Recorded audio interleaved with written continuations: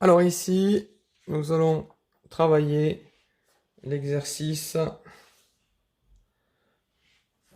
Bon, faux contrôle, hein, vous savez, c'est en fait des exercices avant le contrôle qui nous permettaient de réviser un petit peu l'électricité, les révisions. C'était essentiellement des révisions de seconde professionnelle. Alors on y va. Donc vous devez être au clair. Ah ouais, on va zoomer. Sur les unités. Très important. Alors ce truc-là, oméga, c'est des ohms. Donc c'est une résistance. Alors après, s'il y en a un que vous ne saviez pas, vous le laissiez, et puis on va dire par déduction, à la fin, vous auriez pu peut-être trouver. Kilovolts, donc c'est volt, c'est une tension. Au passage, je vous ai mis donc résistance R, tension U. J, c'est joule, donc c'est une énergie. On note E. Alors les unités d'énergie, il y en a plusieurs. Joule, c'est l'unité classique. Les S, c'est secondes, c'est du temps. On note T minuscule, T majuscule, c'est une période. Kilowatt, les watts, c'est une puissance. On note P majuscule. Et le dernier qui reste à gauche correspond bien au dernier qui reste à droite, on est content. Intensité, c'est I et ça va avec A de ampère.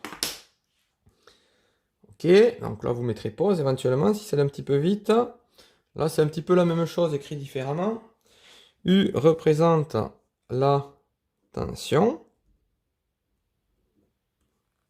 Et son unité est le volt, abrégé en V majuscule. I représente l'intensité. Son unité est l'ampère.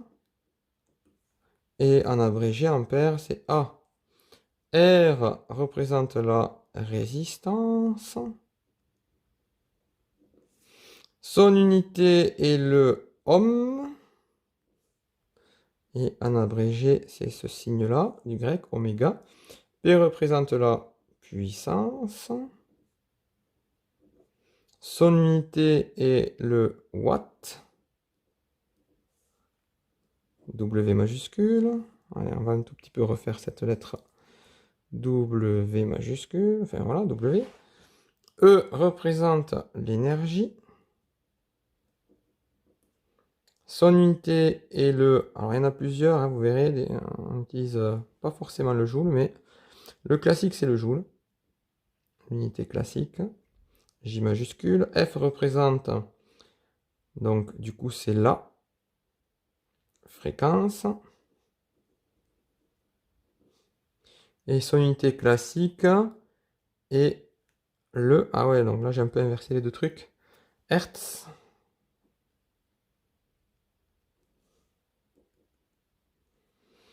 T représente le temps. Donc là, seconde, S majuscule. Voilà, question de cours, tout simplement. Maintenant, je vous avais fait un petit point sur comment on résout certains exercices, hein, que ce soit en maths ou en sciences d'ailleurs. Hein. C'est souvent la même un peu technique. Alors, on va mettre ça en pratique. Vous avez eu le temps, vous, de lire, hein, je ne vais pas vous le relire. Calculer l'intensité.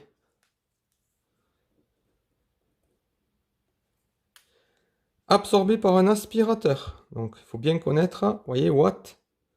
Donc, c'est une puissance. Alimenté en 230 volts. Volts, c'est une tension. On le note U.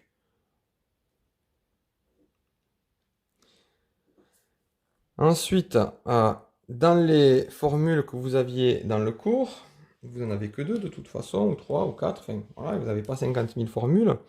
La seule formule qui relie IP et U, c'est P égale UI. Alors je vais l'écrire plus haut, parce que je vais manquer de place après. P égale UI, sachant que le fois on l'écrit ou on ne l'écrit pas, dans tous les cas il y est. Donc, j'ai réécrit l'énoncé en faisant attention aux unités. J'ai choisi la formule. Je vais remplacer ce que j'ai à remplacer puisqu'il n'y a pas de problème d'unité. Vu que là j'ai des watts, des volts, ici j'aurai des ampères obligatoirement. On peut remplacer les lettres. 2500 égale 230 fois I. Du coup, maintenant, on tombe sur des mathématiques. Le 230, je dois le faire passer de l'autre côté. Donc, du coup, il est collé, il passe dessous. Ça fera que mon I sera égal à 2500 divisé par 230. Alors, je vais l'écrire à côté parce que je manque un petit peu de place. Ouais, vous savez qu'en général, j'essaye un peu de serrer de façon à ce que d'un côté, c'est bien, vous pouvez écrire sur vos feuilles, vous n'avez pas besoin d'écrire sur d'autres feuilles, mais d'un autre côté, ben, il faut économiser un petit peu le papier. Donc ici, ben, on continue. Donc le 230, il passe de l'autre côté. Donc il est collé, hein, il y a un fois, il passe dessous, donc ça devient du divisé. On l'a révisé déjà, je crois la première semaine de confinement. Du coup, ça vous fera I égale 2500 divisé par 230. On va arrondir avec un chiffre après la virgule. C'est ça qui nous dit qu'il faut arrondir avec un chiffre après la virgule. Donc j'ai 86. Donc le 8 ne va pas rester 8, mais il va passer à 9 parce que derrière j'ai un 6. Donc 10,9. Là je mets ma petite vague pour dire que j'ai arrondi. Et je sais que c'était des ampères. Je l'avais déjà marqué tout à l'heure pour être sûr de ne pas l'oublier. Donc plein de petites choses que vous devez maîtriser. Allez, exercice suivant. Alors, vous avez dans l'énoncé ça, ça. Bon, le vert et le jaune se mélangent un petit peu, c'est pas grave. On veut la puissance. Et il y a une information ici au niveau de l'arrondi. Bon, très bien. 10 000 Wh. Alors les Wh. Donc vous êtes censé savoir que E égale PT. Hein, c'est dans le cours. Donc cette formule, le E, si je veux des joules, là je prends des watts et des secondes. Hop, c'était pas bien cadré, désolé. E égale PT, donc ça fait joule égale watts seconde au niveau des unités. Mais cette formule marche avec d'autres unités. Par exemple, si je prends des watts et des heures, et bien là j'ai des wattheures. Donc c'est tout bête. Donc ici, si j'ai des wattheures, j'aurai qu'à prendre cette formule avec des watts et des heures. Donc voilà l'idée. Donc en tout cas, ce qui est sûr, c'est que si je vois 10 000 wattheures, hein, les watts secondes, en fait c'est des joules, des wattheures, c'est aussi des unités. Des unités, c'est aussi une énergie. Sauf qu'elle n'est pas en joule, elle est en wattheures. Bon, ça c'était un peu le truc dur de l'exercice peut-être. Ça c'est une durée. 210 minutes. On veut la puissance. Donc voilà, là on voit tout de suite qu'on est embêté au niveau des unités, j'ai des heures, des minutes, la puissance je ne sais pas ce qu'elle va être. La logique ce serait d'avoir des watts, puisque là ici j'ai déjà des watts. Donc du coup, il faut que je gère mes heures et mes minutes. Donc le plus simple ici c'est de convertir les minutes en heures. Vous savez que 60 minutes c'est une heure.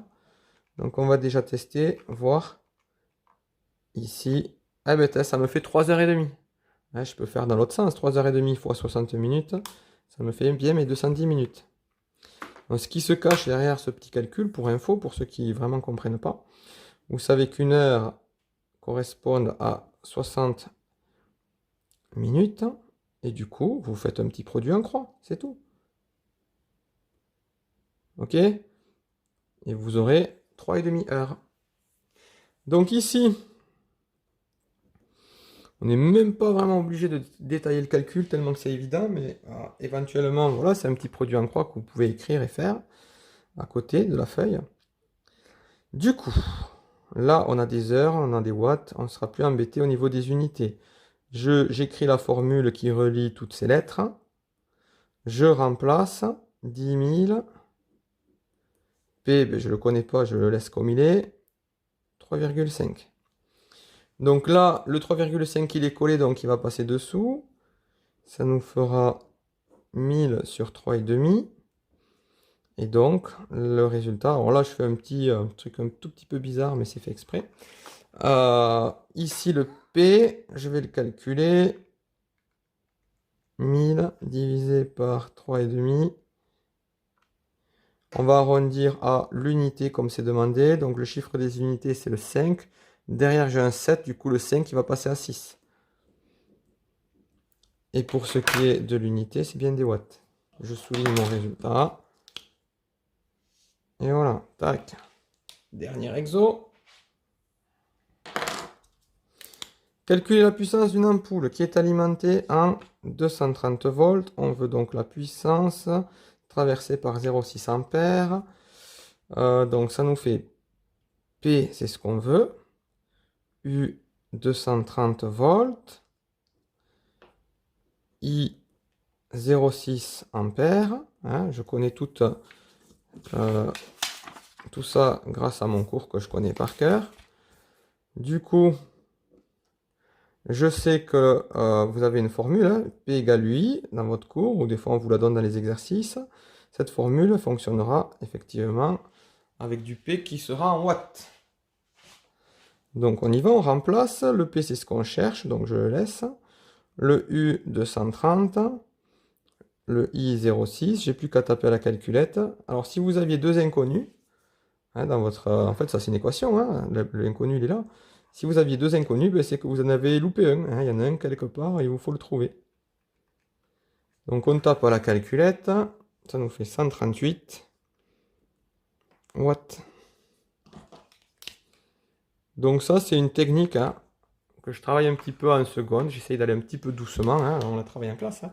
Là je vais un petit peu plus vite. Mais c'est une technique à bien maîtriser parce que vous en avez besoin dans pas mal d'exercices, que ce soit en maths ou en sciences. Voilà, à bientôt, au revoir.